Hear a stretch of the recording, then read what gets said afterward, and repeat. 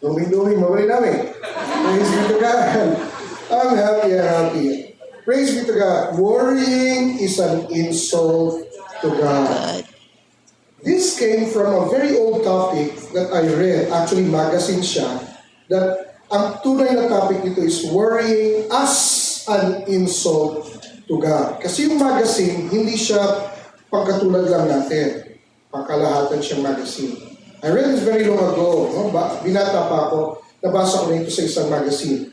Nakalimutan ko lang yung magazine. Pero ang totoong topic ay, ang totoong title nito, Worrying as an insult to God. Ang pag-aalala bilang isang insulto sa Diyos. Pero ito ngayon, rekta. Worrying is Bakit? Kasi tayo ang nag-uusap-usap. Let's put this into context. When do we worry? There are few things in life that we understand na nagpo-produce ng worry, pag-aalala. Ang pag-aalala, sabi sa psychology, merong antas, merong level. No? The natural or normal or reasonable level of worry is not called worry, concern. Diba? Concern. Medyo positive.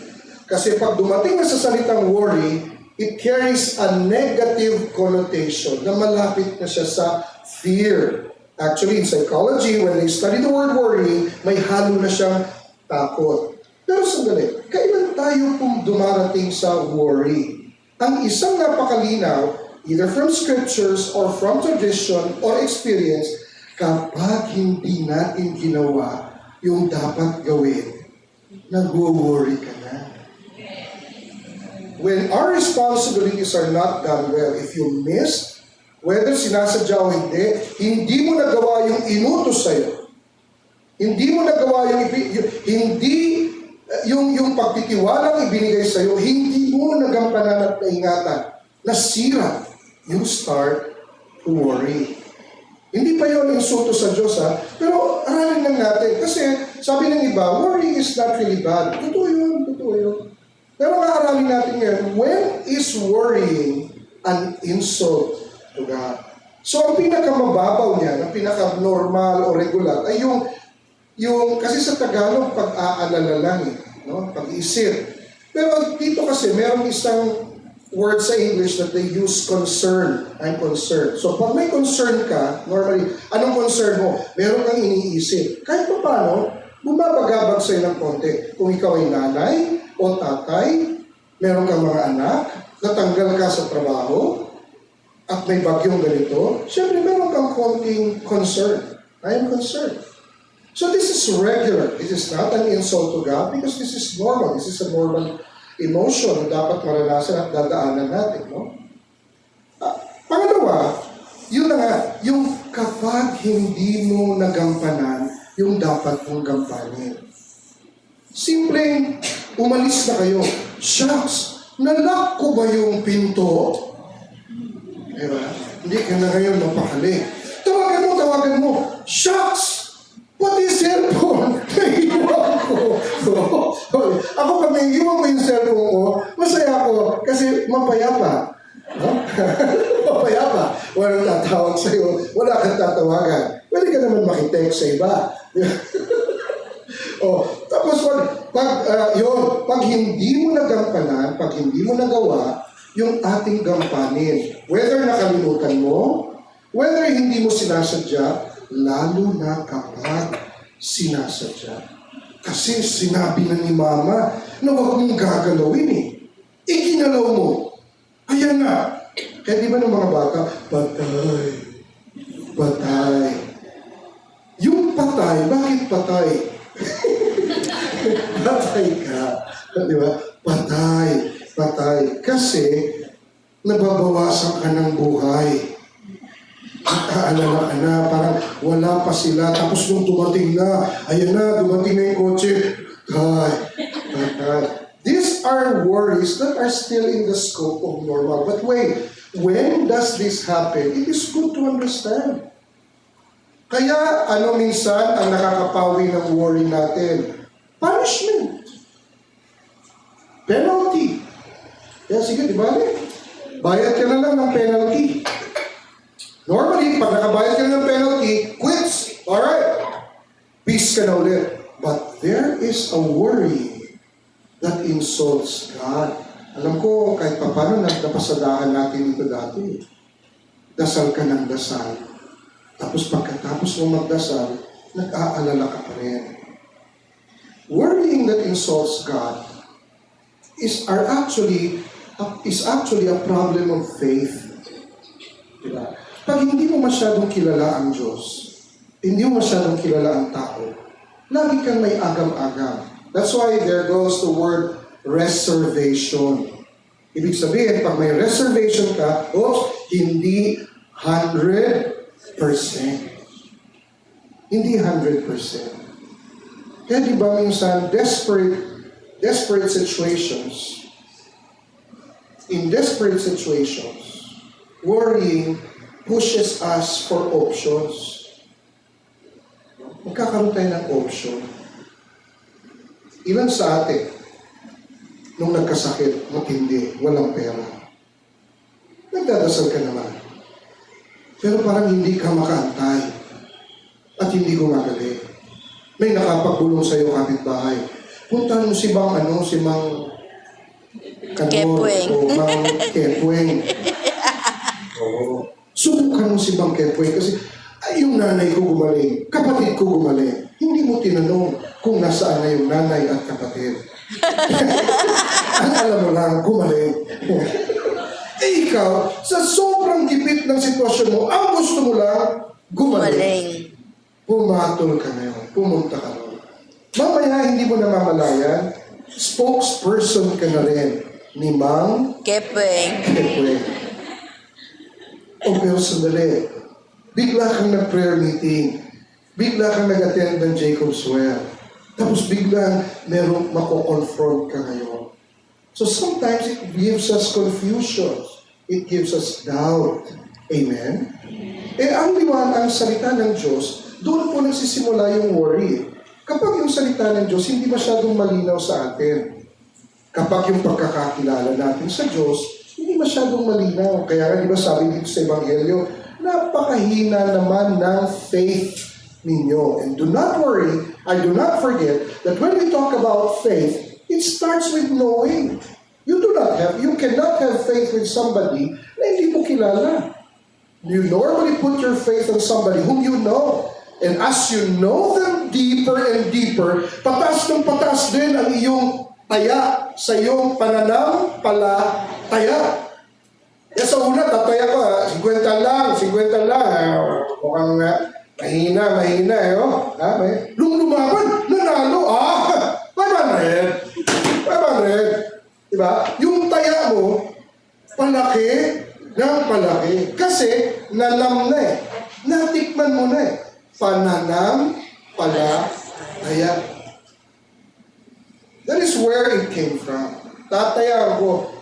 And Jesus tells us, with all your heart, With all your soul, with all your might, diba? With all your strength, all hindi 100%.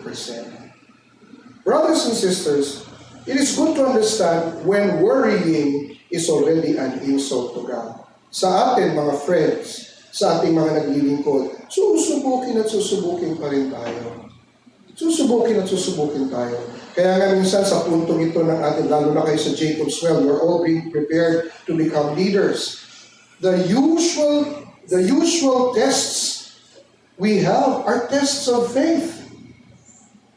Tests of faith. How much do you know me? Faith pa rin yun.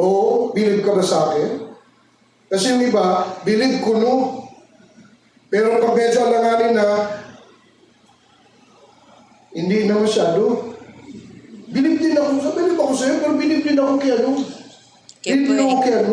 With all your heart, with all your mind, with all your strength, with all your soul.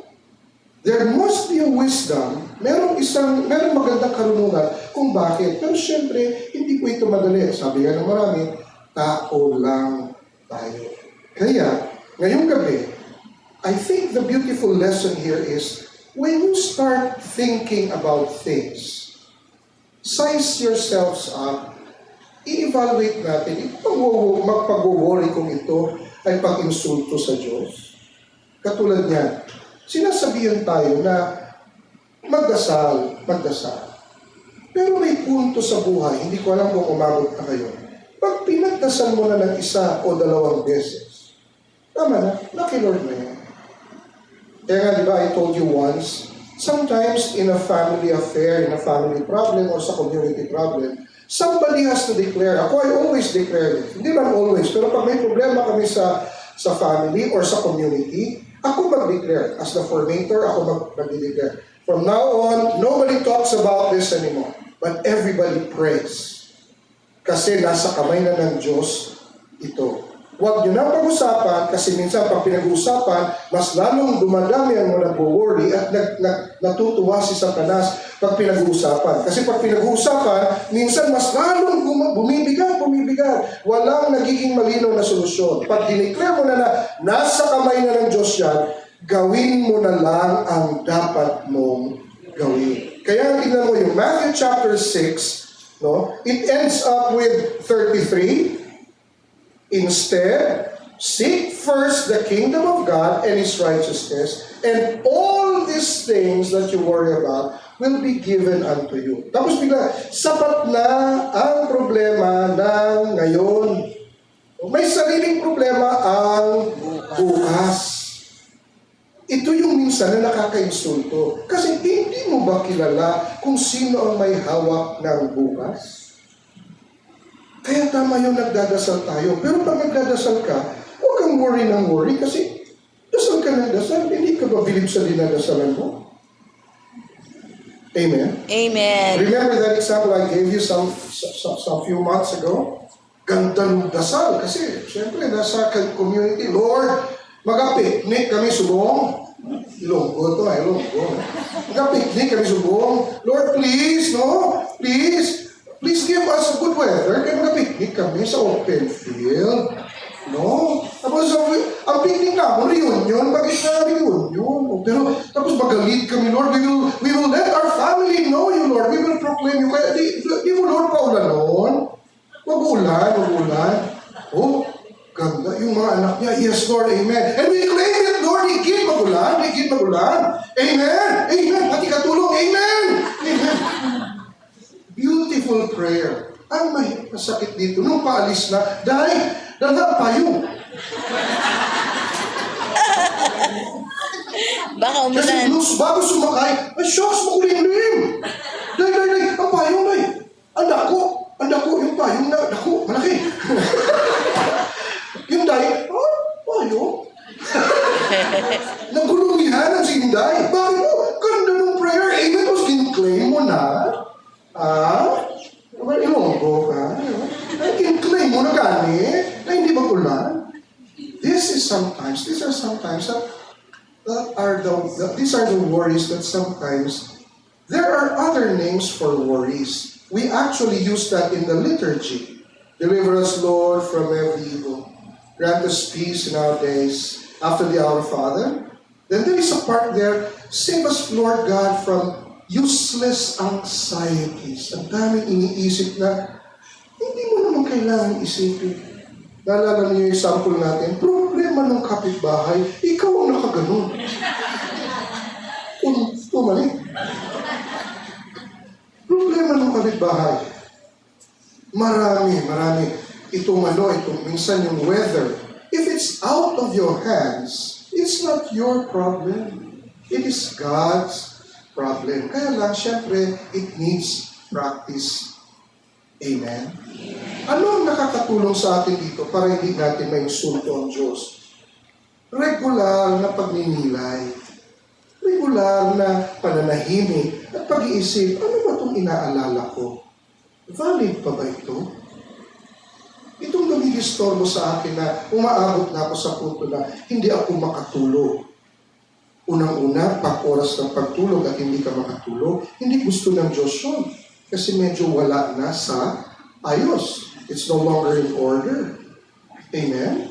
Also, sometimes you have to be disturbed. That's why one thing is Dapat matuto tayo mag-examination of conscience. Narinig niyo na ba yun? Examination. Huwag kayo mag-alala kasi walang bumabagsak doon. Oh? Kasi ay, examination? Mabahabong, wala. Wala. Huwag kayo mag-alala. Examination of conscience normally is a very good Catholic practice. No? Na minsan kami pag First Friday, malapit na First Friday, sa First Friday, we spend a little more time sa Blessed Sacrament. Minsan, ina-expose sa Blessed Sacrament, di ba? Pag First Fridays, doon ka. Tapos ang isang ginagawa is mag-examine ka ng conscience. Yung konsyensya mo malinis ba? Isinasali ito. Do you worry about useless things that you even prayed about? Pinagdasal mo na? Are you still worrying? Amen? Amen. So that is first. Yung pagsusuri ng sarili, pagsusuri ng ating puso at isip, lalong-lalo na yung pagkakilala natin sa Diyos. Pangalawang magandang tulong sa atin ay ang salita ng Diyos na pinagsasalusaluhan sa ganitong kaparaanan. In the community, we celebrate the Word of God. Sometimes there is a danger when you plunge into the Bible on your own. There is a danger. It's always beautiful. That's why the Bible for Catholics should always be read in the light of the church. Hindi tayo ini-encourage na magbasa ng Bible on your own. Ini-encourage tayo na pag magbabasa ka at mag-aaral ka lalong-lalo sa salita ng Diyos, sikapin mo na sa loob ng liwanag ng simbahan. Kasi doon itinalaga, doon ipinagkatiwala yung Bible. Saan? Sa simbahan. Sino ba nauna? Simbahan o Bible? Simbahan. Bible. Bible. Alam mo, pinag-usapan na natin ito, no? Nakakaya kayo kay Father. Anong nauna? Simbahan o Bible? Simbahan. Hindi namin. Alam mo, ilulunod ko kayo sa well ni Jacob. Siyempre, nauna simbahan. Sino magsusulat ng Bible? Ang tumawag na Bible ito ay ang simbahan. Yung Bible ay pinagkatiwala sa simbahan. Kaya, ang isang nakakatulong sa atin, yung kapag ang salita ng Diyos ay pinag-aaralan, pinagsasalusaluhan sa ganitong pamamaraan. Nakikinig, nag-aaral, nagtatanong. Kasi delikado ang nagbabasa mag-isa na walang gabay ng simbahan. Hindi mo kayo nagtataka, napakaraming Kristiyanong sekta. Opo. Lately, only the Baptist Church, 317. Lately, only the Baptist Church. And there are many more. We have the Pentecostals, we have the Evangelicals, we have the Lutheran, we have the Presbyterian. All of these are Christians. They read the same Bible we read. Pero bakit kanya-kanya sila? Yung dating daan at saka yung kanyang kaibigan. Mga iglesia. Kaya di ba, pag makinig ka dito, uy, tama. Pero pag pinakinggan mo yung kalaban niya, tama din. Pag natapos, may tama ka na.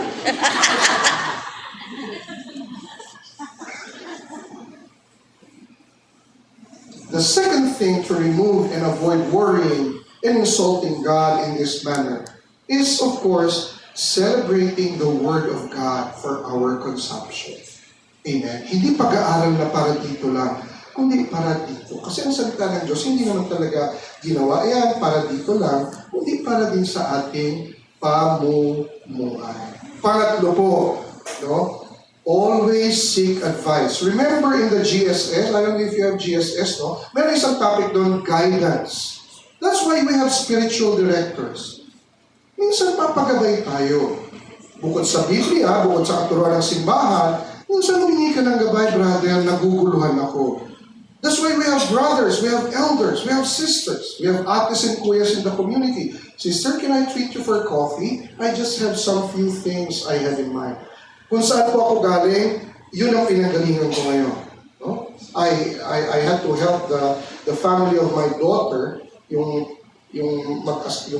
parents ng classmate ng daughter ko, doon po kami galing. No? I had to listen, I at mahirap yun, yung counseling, ang hirap na sakit-sakit sa ulo. No? Kaya dapat mag-blessed sacrament ka kaagad kasi dapat ipasa mo kaagad yun. Kasi pag na-absorb mo yun, hindi maganda. It's not healthy. Actually, I came from there. No? I came from there. And ang laking bagay. No? Kasi minsan nag-worry tayo uselessly. Tapos minsan yung worrying, ang problema sa worrying, ngayon, itutulak ka na sa despair. Tapos hindi mo namamalayan, nagdududa ka na sa Diyos. Galit ka na sa Diyos. Hindi ka na nagsisimba. Hindi mo alam, sinasakyan ka na ni Satanas. Wala ka nang believe. O kaya, di ba, ang mga problema ngayon, sakit dito. Hindi makatulog. Tapos nagagamot, pero yung gamot, iba naman ang nasisira. Minsan ang kulang, pray over. Minsan ang kulang mga sisters and brothers na napakahilig magdasal at maghalakhakan. Di man lang makatawa. Laging worried. Sumakay lang sa jeep, ang tingin niya sa mga katabi niya, snatcher. Ano may ganun kang pakiramdam? Kaya nga kayong mga asawa. Sino ang may asawang babae, taas ang kamay? Huwag na kayong nahiya. Yung may asawa. Mga babaeng may asawa. Sorry. Sorry.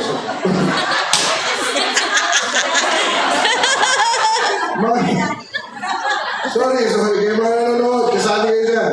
Mga babaeng may asawa. Okay. Pag kayo daw magtatanong sa asawa nyo, dapat handa rin kayong maniwala. Kasi magtatanong ka, ba't ngayon ka lang? Saan ka galing? Traffic eh. Traffic! Naintindihan nyo? Kaya pag magtatanong ka, dapat handa ka makinig. Naintindihan? Kasi minsan may mga worries na dumarating sa punto na iinsulto mo ng Diyos, kagagawan din natin. Naalala niyo yung example ko? 3 months pa lang na binibit-bit, paano kaya magka-college ito? College agad? Di ba pwedeng nursery muna? Parang lalakad tayo. Buisit na ito, no? Yun ang mga insulto sa Diyos. Kasi kahunghangan na yun. Don't you even bother to respect natural law? Yung sabi, pag naglakad dyan, college agad? Ay, Diyos me of all. Of course, the last that will help us avoid worrying and insulting God eventually is, of course, the Holy Eucharist. A sincere reception of the Holy Eucharist. Kasi ang Holy Eucharist, si Jesus na yun. Si Jesus na yun. Kaya pag tinanggap mo ang Eucharistia, huwag ka ng palinga-linga, kausapin mo na kaagad si Lord. Amen. I remember my mother when she was alive. Alam mo yung nanay ko, maraming problema yun kasi siya lang eh. My father left us, no? Then, she had to raise us alone, on her own. Minsan didiscard yun. Tapos itinakwil pa siya ng kanyang family. Kasi nga, because of my daddy. Ayaw ng parents niya sa daddy ko. Tapos, itinakwil siya. Siya, matibay yun. Matalino, malakas. So she had to stand on her own. Kaya lang, i-discarte siya kung paano. No? I remember her always telling us, once you receive Jesus in the Eucharist, sa Misa, talk to Him na. No. Talk to Him na. Kasi nandiyan na siya. Pati sakit mo, pati alaala mo, bigay mo na sa Kanya.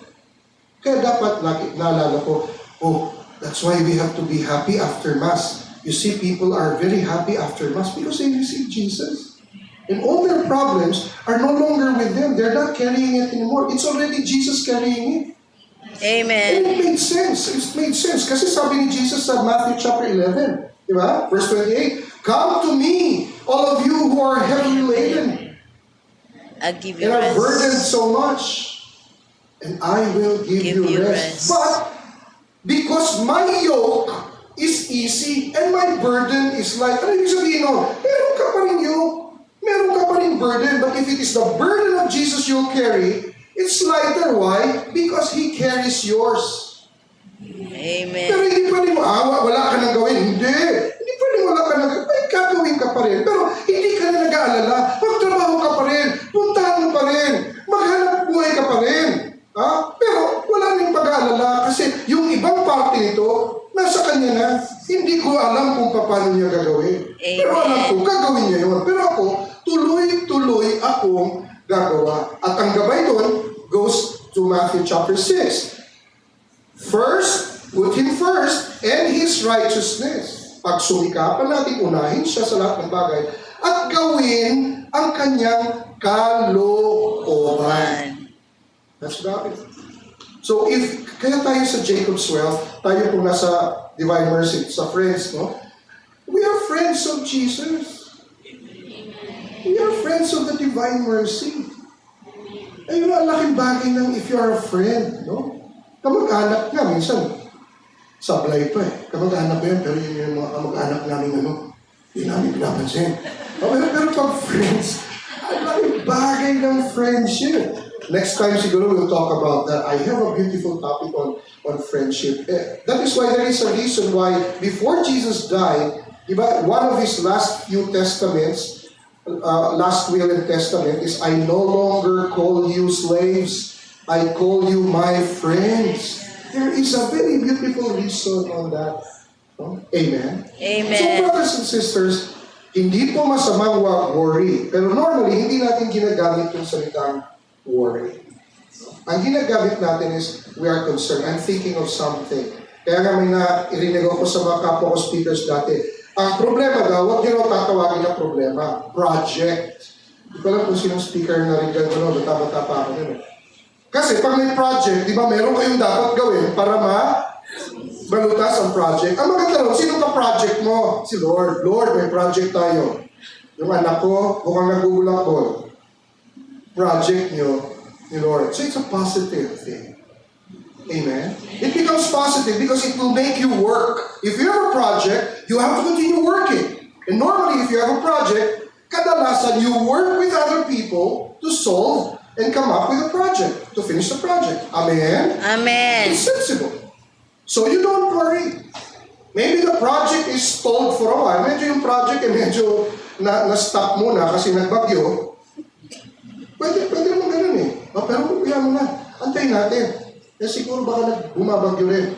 Baka si Lord busy sa Cagayan o sa Pangasinan. Kaya hindi pa ako inaasikaso. O di ba? Look at the frame of mind. Don't worry. Alam na ni Jesus yun. Yun ang pinakamasakit na pinaalam mo na kay Jesus, tapos nag-worry ka pa, paano kaya yun? Kaya next time you pray for rain on a sunny day, bring an umbrella. Amen.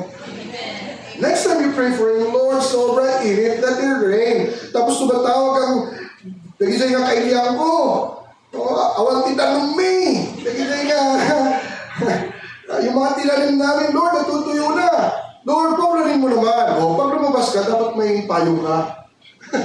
O may tawagan yung mga kamag-anak mo, oy, pag lalabas kayo, dala kayo ng payong. Bakit? Uulan. O, di ba? Ang tawag nun sa'yo, oy. Si tita mo, si manang mo, nauyo eh. Tuwatid samot eh. No? Brothers and sisters, this is a very relevant topic for any age. And this is a very relevant topic for any time. But don't forget, God has made us conquerors. In the book of Paul, He has made us conquerors. Kaya nga dapat hindi tayo warrior. Dapat warrior. Amen? Amen. You're You're not a warrior. but a You're a warrior. warrior. Amen. Amen? You are a warrior. You're not a warrior. Sister, ang dami natin, kakaharapin niya, marami. Okay lang yun. Kaya natin yan. Kaya natin yan. Dadaan sa dasal yan, mabait ang Lord, mabait ang Diyos. Warrior.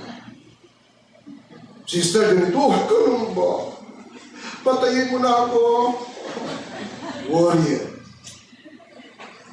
So the last question I pose to you, after knowing that worrying is an insult to God, ask yourselves, are you a warrior or a warrior? A warrior. Palakpakan natin ang ating Diyos sa buhay.